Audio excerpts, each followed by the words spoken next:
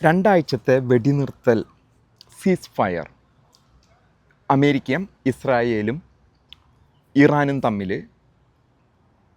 ഇതിൽ വന്നിരിക്കുകയാണ്, ഫലത്തിൽ വന്നിരിക്കുകയാണ് ഇന്നലെ മുതൽ.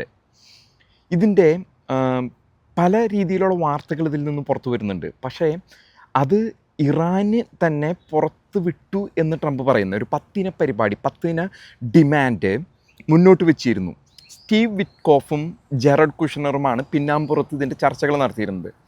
അപ്പോൾ ഈ 10 പരിപാടി പ്രകാരം പറയുകയാണെങ്കിൽ അമേരിക്ക വൻ തോൽവിയാണ് ഏറ്റുവാങ്ങിയിരിക്കുന്നത്. ട്രംപ് വൻ തോൽവി ഏറ്റുവാങ്ങിയിരിക്കുന്നു. അമേരിക്ക ഏറ്റുവാങ്ങി എന്ന് പറഞ്ഞാൽ കൂടിയും അതിൻ്റെ ദൂഷ്യഫലങ്ങൾ അനുഭവിക്കാൻ പോകുന്നത് ഒരു പക്ഷേ ഏഷ്യൻ രാജ്യങ്ങളും ഒപ്പം തന്നെ അറബ് രാജ്യങ്ങളായിരിക്കും. ഇറാനും അമേരിക്കയും വിജയിച്ച പോലെയാണ്.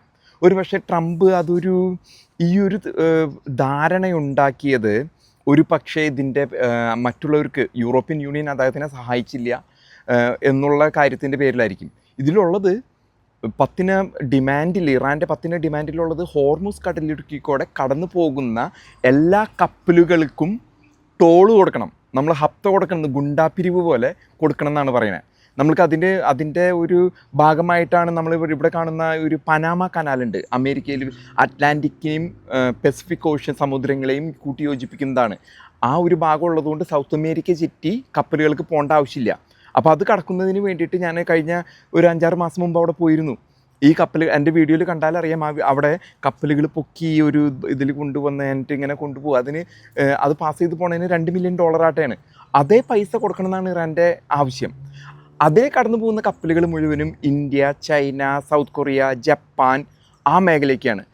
അത് വിൽക്കുന്ന ആൾക്കാർ അറബ് രാജ്യങ്ങളാണ്, നമ്മളുടെ GCC രാജ്യങ്ങളാണ്. അപ്പോൾ ഇറാൻ അതിന് ആ ഒരു 31 മൈൽ ഇതിൽ കൂടെ കപ്പൽ കടന്നു പോകുന്നതിന് $2 മില്യൺ വെച്ച് വാങ്ങിക്കഴിഞ്ഞാൽ ഇറാൻ്റെ സമ്പദ് വ്യവസ്ഥ വളരെ മുന്നോട്ട് പോകും. കാരണം ഒട്ടനവധി കപ്പലാണ് അതിൽ കടന്നു പോകുന്നത്. ട്രംപ് ഒരുപക്ഷെ അത് അനുവദിച്ച് കൊടുത്തുപോയിടായികയില്ല. കാരണം ട്രംപിനെ സംബന്ധിച്ചൊന്നും നഷ്ടപ്പെടാനില്ല. ട്രംപിൻ്റെ എണ്ണ എവിടെയുണ്ട്. ട്രംപിന് അതിലേ വരുന്നത് വളരെ കുറവ് സാധനങ്ങൾ മാത്രമാണ്. ഇപ്പുറത്ത് അറേബ്യൻ പെൻസിലേ കൂടെ കപ്പൽ കടത്തി ട്രംപിന് സൂയിസ് കനാലിൽ കൂടെയൊക്കെ കപ്പൽ കടന്നു വന്ന് ബാബൽ മണ്ടേബി കൂടെയൊക്കെ കൊണ്ടുവന്ന് ട്രംപിൻ്റെ കാര്യം നോക്കാം. ഒരു പക്ഷേ ട്രംപ് അതിനെ അനുവദിച്ച് കൊടുത്തു കഴിഞ്ഞാൽ മറ്റുള്ളവർ അതിന് ഫീസ് കൊടുക്കേണ്ടി വരും. പിന്നെ പറയുന്നത് അവരുടെ ന്യൂക്ലിയർ എൻറിച്ച്മെൻറ്റ്, അതിന് ട്രംപ് അനുവാദം കൊടുക്കണമെന്നാണ് രണ്ടാമത്തെ. പിന്നെ മൂന്നാമത് പറയുന്ന കാര്യങ്ങളെന്ന് പറഞ്ഞാൽ അതിന് ചുറ്റുമുള്ള അറബ് രാജ്യങ്ങളിലെല്ലാം അമേരിക്കയുടെ ബേസുകളുണ്ട്. അവിടെ അൽ-ഉദൈദ് ഉണ്ട്, ബഹ്റിനിൽ വലിയ ബേസ് ഉണ്ട്, 5th ഫ്ലീറ്റിൻ്റെ. പിന്നെ ഈ അൽ-ദഫ്ര ഉണ്ട് അബുദാബിയിൽ. ഇവിടെ നമ്മുടെ കുവൈറ്റിലെ അരിഫ്ജാൻ, അങ്ങനെ ഒട്ടനവധി ബേസുകളുണ്ട്. 19 ബേസോളം ഇതിന് പറ്റിയുണ്ട്. ആ ബേസുകളിൽ നിന്നുള്ള അമേരിക്കൻ സേന പിൻവാങ്ങണം എന്നുള്ളതാണ് ഈ 10 പരിപാടി. ഇതൊക്കെ സമ്മതിച്ച് കൊടുക്കുമോ? കാരണം ട്രംപും അറബ് രാജ്യങ്ങളുമായിട്ടുള്ള ബന്ധം, അവരുടെ സുരക്ഷ ഒക്കെ ബാധിക്കുന്ന വിഷയങ്ങളാണ്. തന്നെയല്ല, ഇസ്രായേലിനെ സംബന്ധിച്ചിടത്തോളം അവിടെ നിന്ന് പിൻവാങ്ങിക്കഴിഞ്ഞാൽ അമേരിക്ക പിൻവാങ്ങിയാലുണ്ടാകുന്ന പ്രത്യാഘാതങ്ങൾ വലുതാണ്. പക്ഷേ ട്രംപ് പറയുന്നത് ഇത് ഇറാൻ ചോർത്തി കൊടുത്തു എന്നും പറയുന്നുണ്ട്. അതോടൊപ്പം തന്നെ അദ്ദേഹം പറയുന്നത് ഇത് ചോർത്തി കൊടുത്തിട്ടില്ല, ഇത് തെറ്റാണ്, വന്നിരിക്കുന്ന 10 കാര്യങ്ങൾ തെറ്റാണെന്നാണ് ട്രംപിൻ്റെ പക്ഷം, ട്രംപ് പറയുന്നത്.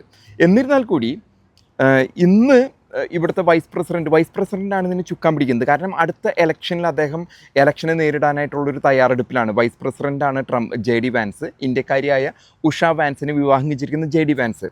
അദ്ദേഹം ഈ യുദ്ധം തുടങ്ങിയപ്പോൾ തന്നെ പിന്നാമ്പുറ കഥകൾ എന്ന മാതിരി പുറത്തു വന്ന വിവരങ്ങളുടെ അടിസ്ഥാനത്തിൽ നമ്മുടെ നെതന്യാഹുവിനെ വിളിച്ച് ചീത്ത പറഞ്ഞു ട്രംപിനെ ഇതിലേക്ക് കൊണ്ടുവന്ന് വലിച്ചഴിച്ചതിൽ. തന്നെയല്ല, അമേരിക്കയിൽ ഇത് ചർച്ച ചെയ്തിട്ടില്ല, യൂറോപ്യൻ യൂണിയൻ നാറ്റോ ആയിട്ട് ചർച്ച ചെയ്തിട്ടില്ല, ഇദ്ദേഹം എടുത്ത് ചാടി പോകുന്നതിന് മുമ്പ് എന്നൊക്കെയാണ് എല്ലാവരും പറയുന്നത്. ഫ്രാൻസിലെ ഇമ്മാനുവൽ മാക്രോൺ, കീർ സ്റ്റാർമർ ഒക്കെ പറയുന്നത് ഞങ്ങളുമായിട്ട് ചർച്ച ചെയ്യാതെയാണ് യുദ്ധത്തിന് പോയിരിക്കുന്നത്, അതുകൊണ്ട് ഞങ്ങളുടെ യുദ്ധമല്ല എന്നാണ് പറഞ്ഞിരിക്കുന്നത്.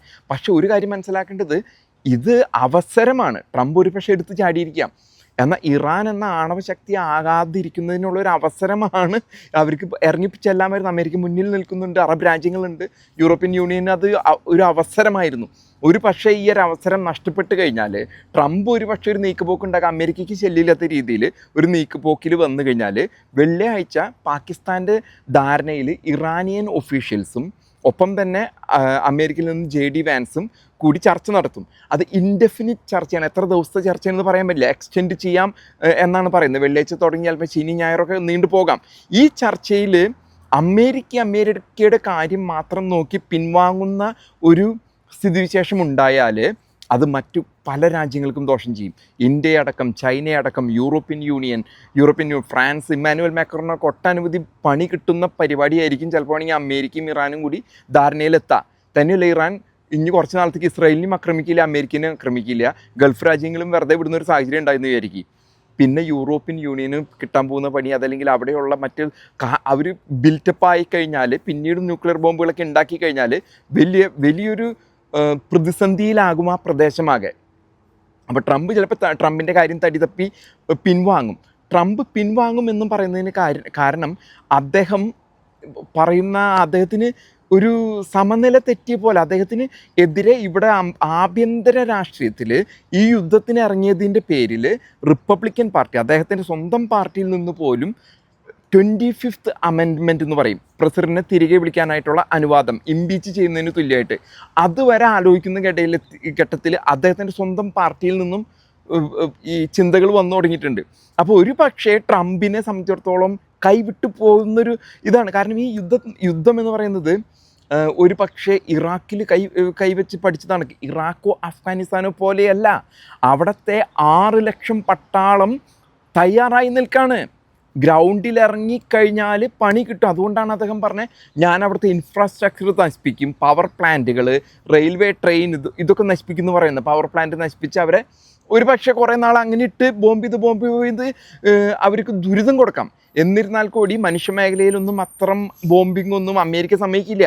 അദ്ദേഹം അതുപോലെയുള്ള പ്രവൃത്തിയിലേക്ക് കടന്നു കഴിഞ്ഞാൽ അദ്ദേഹത്തിന് ഇംപീച്ച് ചെയ്യും. ഇവിടെ അമേരിക്കയ്ക്കുള്ളിൽ ഇംപീച്ച് ചെയ്യും. സാധാരണക്കാരെയും നിഷ്കളങ്കരായ മനുഷ്യരെയും സാധാരണ സിവിലിയൻസിനെയൊക്കെ കൊല്ലാനായിട്ടുള്ള അനുവാദം ട്രംപിന് കിട്ടിയെന്ന് വരില്ല. ഇംപീച്ച് ചെയ്യപ്പെടും അദ്ദേഹം. തന്നെയല്ല, ഈ യുദ്ധത്തിലേക്ക് കാലെടുത്ത് വെച്ച് പട്ടാളക്കാരിറങ്ങി കഴിഞ്ഞാൽ കോൺഗ്രസിൻ്റെ അനുവാദമാണ്. കോൺഗ്രസ് മിണ്ടുന്നില്ല. ഒരു കാര്യം നമ്മൾ മനസ്സിലാക്കുന്നത്, ഇവിടുത്തെ പ്രതിപക്ഷം മിണ്ടുന്നില്ല. കാരണം കഴിഞ്ഞ 50 കൊല്ലമായിട്ട് ഇവർ ഡെത്ത് ടു അമേരിക്ക പറഞ്ഞിട്ടും ഒരുത്തിനും ധൈര്യം കാണിച്ചില്ല അവരെ നേരിടാനായിട്ട്. ട്രംപ് അതിന് ധൈര്യം കാണിച്ചു. അതുകൊണ്ട് ട്രംപിന് ചെറിയൊരു പിന്തുണയുണ്ട്. കാരണം ഇറാൻ എന്ന ഒരു ശത്രുവിനെ ഒതുക്കുക എന്നുള്ളത്. പക്ഷെ ഇതിൻ്റെ ദോഷഫലങ്ങൾ അനുഭവിക്കാൻ പോകുന്നത് മറ്റു രാജ്യങ്ങളായിരിക്കുമെന്ന്. ഹോർമുസ് കടലിടുക്ക് ഇതിൻ്റെ ഫുൾ കൺട്രോൾ അവരുടെ കയ്യിലിരിക്കും, ഇറാൻ്റെ കയ്യിലിരിക്കും. ഒമാനുമായിട്ട് അത് ഷെയർ ചെയ്യുന്നുണ്ട്.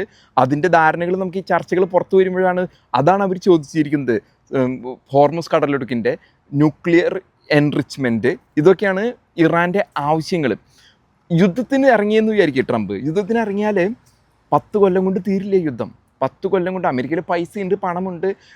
അമേരിക്ക അതിനനുസരിച്ച് ഇത് ചെയ്യും. ട്രംപ് 2 വർഷത്തിൽ ഇറങ്ങിപ്പോവും. പിന്നെ ഈ യുദ്ധം നയിക്കേണ്ടത് ട്രംപിൻ്റെ ഇനി പ്രസിഡന്റ് ആകാനും പറ്റില്ല. പിന്നെ യുദ്ധം നയിക്കേണ്ടത് JD വാൻസോ അതല്ലെങ്കിൽ മാർക്കോ റൂബിയോ പ്രസിഡന്റ് ആവണമെന്ന് പറയുന്നത്. അപ്പോൾ ഈ ഒരു യുദ്ധം നടക്കുന്ന സമയത്ത് ഒരു പക്ഷം റിപ്പബ്ലിക്കൻ പാർട്ടിയിൽ ആർക്കും ഇത് കിട്ടിയെന്നും വരില്ല പ്രസിഡന്റ്. കാരണം യുദ്ധത്തിന് ചാടി ഇറങ്ങിയെന്നും പറഞ്ഞ് ജനം തിരിച്ചു വോട്ട് ചെയ്ത് കഴിഞ്ഞാൽ പിന്നെ വരാൻ പോകുന്നത് ഡെമോക്രാറ്റിക് പാർട്ടിയിൽ നിന്നായിരിക്കും. അപ്പോൾ യുദ്ധം അവർ കണ്ടിന്യൂ ചെയ്യും. കാരണം ട്രംപ് തുടങ്ങിയതാണ് ട്രംപിൻ്റെ തലയിൽ വയ്ക്കാം. പക്ഷേ ഈ യുദ്ധം അഫ്ഗാനിസ്ഥാനോ ഇറാഖോ പോലെയല്ല ഇറാൻ്റെ അടുത്ത് യുദ്ധത്തിന് പോകുന്നത്. അതല്ലെങ്കിൽ ഇറാനിൽ ഇപ്പോഴും നല്ല ഇതുണ്ട്, അവരുടെ തലപത്ത ആൾക്കാർ പോയെന്നുള്ളൂ. അവർ യുദ്ധം ചെയ്യാനായിട്ട് ഏകദേശം, ഞാൻ പറഞ്ഞു കേട്ടതനുസരിച്ച് ഏകദേശം ഒരു 32 ഇതായിട്ട് വേർതിരിഞ്ഞിട്ടാണ് ഇവർ യുദ്ധം ചെയ്യുന്നത്, നേതാക്കന്മാരുടെ അണ്ടറിൽ. അതിനെ ഒരു പക്ഷേ അമേരിക്കയ്ക്ക് കുറേ നാളുകളുടെ അടുത്ത് നശിപ്പിക്കാൻ പറ്റും. പക്ഷേ ഗ്രൗണ്ടിൽ ഇറങ്ങിയാൽ ഇറാഖിലോ അഫ്ഗാനിസ്ഥാനിലോ കിട്ടിയ പണിയായിരിക്കില്ല, അതിനും വിയറ്റ്നാമിൽ കിട്ടിയ പണിയായിരിക്കില്ല. അങ്ങനെ ഒരു ദീർഘയുദ്ധത്തിന് വേണ്ടി അമേരിക്കയ്ക്ക് ഇപ്പോൾ ഇറങ്ങാൻ സാധിക്കുമോ? അത് ട്രംപിനെ സംബന്ധിച്ചിടത്തോളം ചരിത്രത്തിൽ രേഖപ്പെടുത്തുക ട്രംപ് തുടങ്ങിയ യുദ്ധം എന്നാണ്. അത് അദ്ദേഹം ആഗ്രഹിക്കുന്നില്ല. അതുകൊണ്ടാണ് അദ്ദേഹം എപ്പോഴും പറഞ്ഞത് 4 ആഴ്ച 6 ആഴ്ച എന്നൊക്കെ പറഞ്ഞ് ഇതിൽ നിന്ന് ഇറങ്ങിപ്പോരാനായിട്ടുള്ളൊരു ഇത് നോക്കുന്നത്. കാരണം എങ്ങനെയെങ്കിലും ഇറങ്ങിപ്പോരാൻ എന്നുള്ളൊരു ആഗ്രഹമാണ്. അപ്പം അദ്ദേഹം അമേരിക്കയ്ക്കും അദ്ദേഹത്തിനും ദോഷമില്ലാത്ത രീതിയിൽ യുദ്ധം അവസാനിപ്പിക്കാനാണ് സാധ്യത കൂടുതൽ കാണുന്നത്.